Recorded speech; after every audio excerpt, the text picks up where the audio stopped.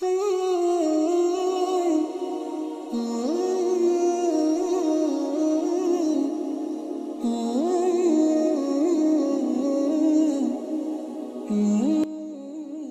jadinya kalau ada seorang anak menikah dengan ibu kandungnya sendiri?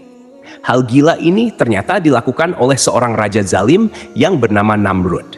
Bagaimanakah kisahnya dan bagaimanakah kematian raja zalim ini?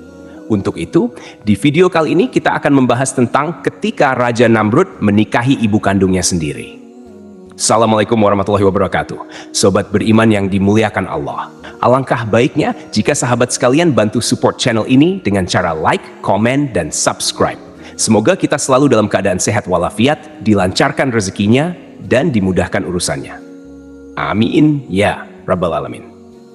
Namrud, atau dengan nama lain yaitu Nimrod, adalah seorang raja zalim yang kisahnya ada di kitab suci agama-agama Samawi. Dia adalah keturunan kelima dari Nabi Nuh alaihi salam. Nasabnya adalah Namrud bin Kanaan bin Hus bin Ham bin Nuh alaihi salam. Tapi ada juga riwayat lain yang mengatakan kalau Namrud bukan anak Kanaan, tapi anak dari Kush. Namrud inilah orang pertama yang mendeklarasikan dirinya sebagai raja atas seluruh dunia. Bahkan, dia juga memaksa orang-orang untuk menyembahnya sebagai Tuhan. Hal itu pun mendapat tantangan dari seorang nabi yang hidup sezaman dengannya, yaitu Nabi Ibrahim alaihissalam. Tapi di video kali ini, kita hanya akan berfokus mengisahkan Namrud dan ibunya, Semir. Perilaku yang menyimpang sudah ada sejak zaman dahulu, seperti menyukai saudara sekandungnya sendiri. Kemudian, dinikahilah orang yang padahal mahramnya tersebut. Ini persis seperti binatang. Dan hal tersebut ternyata terjadi pada Raja Namrud. Sejarah mencatatnya, Namrud menikah dengan ibu kandungnya sendiri yang bernama Semir. Namrud adalah seorang raja yang terkenal dan hidup sekitar 275 sampai 1942 tahun sebelum Masehi. Dia menjadi raja di sebuah daerah yang dinamakan Babilonia, dengan peradabannya yang terkenal bernama Mesopotamia kuno. Negara bekas pemerintahannya sekarang menjadi negara Irak. Ayah Namrud adalah Kush, yaitu cucu dari Nabi Nuh alaihi salam. Sedangkan ibunya adalah Semiramis, atau dengan nama lain Samiram. Ibunya pada usia remaja telah menikah dengan ayahnya. Konon, sehari setelah berhubungan intim dengan Semiramis, ayahnya ditakdirkan meninggal dunia. Oleh karena itu, saat Namrud lahir, dia tidak memiliki ayah. Ibunya terkenal sebagai wanita yang cantik dan bijaksana. Maka setelah Namrud lahir, konon ibunya tidak pernah disentuh oleh manusia. Namrud dianggap sebagai anak yang suci, dan inilah yang menambah keyakinan Namrud bahwa dia adalah anak Tuhan. Kemudian, Namrud ini, teman-teman, adalah orang yang paling pintar dan paling cerdas di zaman itu. Dia dianugerahi kepintaran dalam hal desain, matematika, dan ilmu perbintangan. Dialah orang yang saat itu menemukan seksimal, yang membagi lingkaran menjadi 360 derajat. Kemudian, dia jugalah yang menemukan bahwa 1 derajat adalah 60 menit dan 1 menit adalah 60 detik. Selain itu, Namrud menetapkan bahwa 1 hari terbagi dalam 24 jam. Menurut Namrud, hari bermula pada waktu tengah malam dan bukannya pada waktu matahari terbenam seperti yang dipercayai oleh kaum sebelumnya. Di samping itu juga, Namrud mahir mendesain struktur bangunan besar seperti jembatan, kuil, bangunan bertingkat, dan bendungan. Bukti bangunan yang telah dibangun Namrud salah satunya adalah pembinaan sistem saluran irigasi di lembah Tigris dan Eufrat. Namrud juga orang pertama yang menggunakan batu bata dari tanah liat yang dibakar, dan dia terkenal sebagai arsitek dari Menara Babel, yaitu menara pencakar langit pertama di dunia. Karena kemampuan yang luar biasa itu, dia menjadi sombong dan takabur.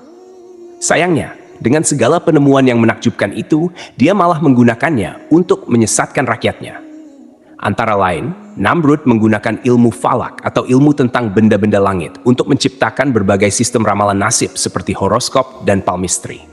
Tujuannya adalah untuk meyakinkan bahwa manusia tidak perlu Tuhan, karena manusia mampu memprediksi dan mengubah nasibnya sendiri.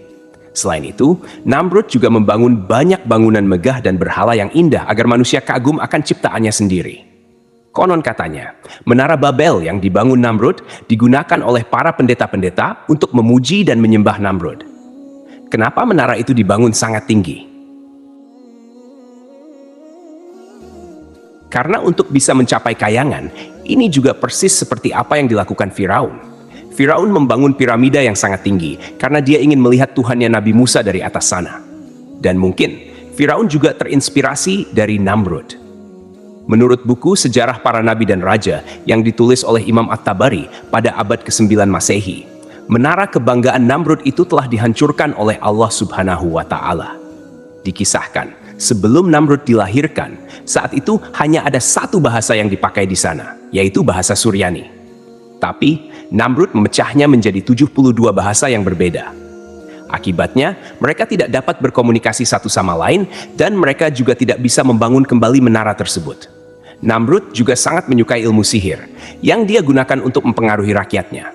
Konon katanya, Namrud mempelajari ilmu sihir melalui dua malaikat, Harut dan Marut, yang pernah disebutkan dalam Al-Quran. Selain itu, Namrud memulai era yang baru, di mana manusia memandang rendah pada Tuhan. Padahal, dari masa sebelumnya hingga ke Nabi Nuh, orang-orang mengagungkan Allah Subhanahu wa Ta'ala sebagai satu-satunya Tuhan di alam semesta. Rakyatnya saat itu tidak diperbolehkan melakukan kebaikan untuk Tuhan, karena baginya Tuhan yang gaib adalah lemah. Oleh karena itu, orang-orang yang ada di bawah Namrud bisa mengikuti apa saja yang hawa nafsunya mau, seperti berpesta, seks bebas, arak, dan segala kemungkaran lainnya. Karena itulah, Namrud diberi gelar Dewa Anggur karena dia mabuk dengan keduniaannya. Dia juga mengklaim dirinya sebagai Tuhan karena sebagai seorang manusia, dia merasa lebih tahu tentang kelemahan manusia lain dibanding Tuhan yang jauh terpisah dari makhluknya sendiri. Selama hidupnya, Namrud banyak membangun kota-kota megah seperti Babel, Erek, Akkad, Asyur, dan Niniwe. Peninggalannya bisa dilihat di Mosul dan Baghdad saat ini. Ada juga sebuah gunung yang bernama Gunung Namrud yang terletak di Adiyaman, Turki.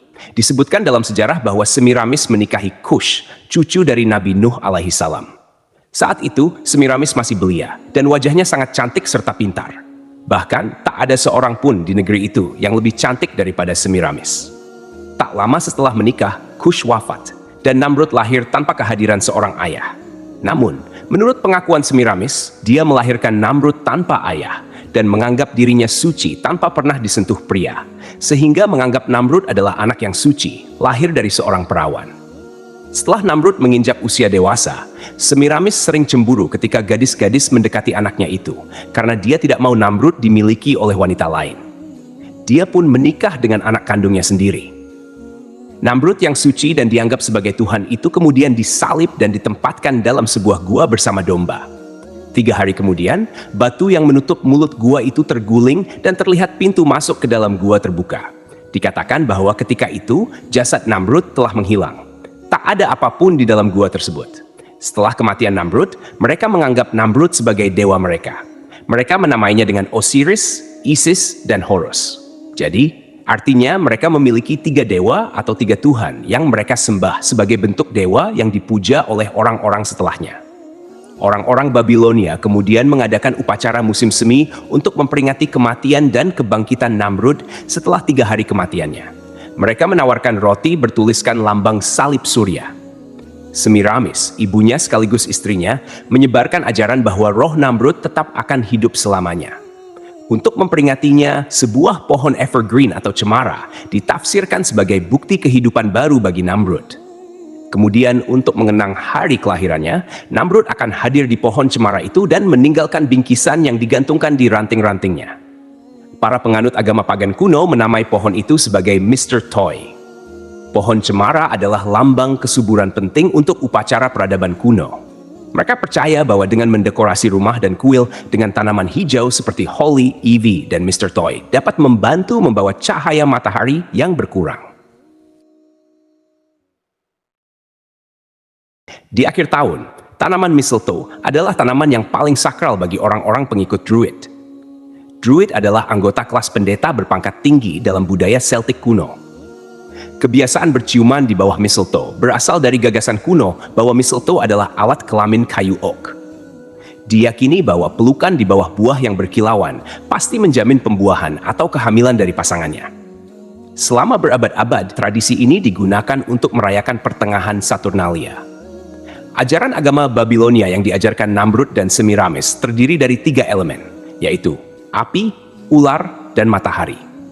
Para pengikutnya diharuskan fokus ke matahari, karena matahari merupakan bagian penting, dan sebagian besar dari mereka menyembah matahari dengan harapan mendapatkan cahaya yang berujung pada kesejahteraan. Jika mendengar kisah agama Babilonia dari Namrud ini, mungkin sebagian dari kita akan teringat dengan ajaran agama Kristen. Karena hampir sebagian ajaran atau cara-caranya mirip, hanya saja berbeda nama dan tokoh-tokoh yang ada di dalamnya. Suatu hari, Namrud pernah melakukan eksperimen bodoh, yaitu mencoba membunuh Tuhan supaya dia menjadi satu-satunya Tuhan yang berkuasa di alam semesta. Dia pun melepaskan anak panahnya ke langit. Kemudian, anak panah itu jatuh, dan ujung anak panahnya terdapat lumuran darah. Saat itulah dia merasa berhasil membunuh Tuhan. Kalau kita mendengar kisah ini, kisahnya hampir sama dengan Ya'juj dan Ma'juj di akhir zaman, yang mencoba membunuh Allah Subhanahu wa Ta'ala dengan melepaskan anak-anak panah mereka ke langit. Mungkin saja Ya'juj dan Ma'juj ini terinspirasi dari Namrud. Padahal, untuk kita yang berakal, itu adalah suatu tindak kebodohan. Mungkin saja Namrud tahu kalau tindakannya adalah kebodohan. Namun, Namrud hanya berusaha meyakinkan orang-orang bahwa di atas sana sudah tidak ada lagi Tuhan yang harus mereka sembah. Tetapi, beberapa orang tidak yakin bahwa Tuhan benar-benar sudah mati dibunuh oleh Namrud. Akhirnya, Namrud pun melakukan percobaan kedua.